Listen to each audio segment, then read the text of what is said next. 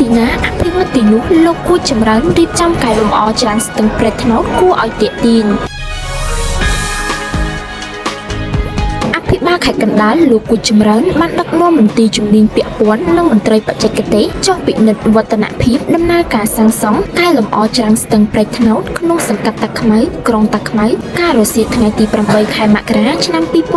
2026លោកគូចម្រើនបានធ្វើការណែនាំក្រុមការងារសាងសង់ត្រូវយកចិត្តទុកដាក់ខ្ពស់ក្នុងការកសាងច្រាំងស្ទឹងដោយអនុវត្តឲ្យបានត្រឹមត្រូវតាមបទដ្ឋានបច្ចេកទេសសម្ដៅធានាបាននូវសុវត្ថិភាពនិងមានគុណភាពរឹងមាំល្អព្រមទាំងសាងសង់ឲ្យសម្រេចរួចរាល់ជាស្ថាពរតាមផែនការដែលបានគ្រោងទុកសូមគូបញ្ជាក់ថាគម្រោងស្ថាបនាកែលម្អច្រាំងស្ទឹងព្រែកថ្នោតប៉ែកខាងត្បូងស្ទឹងក្នុងក្រុងតាខ្មៅខេត្តកណ្ដាលមានប្រវែងសួនសាធារណៈ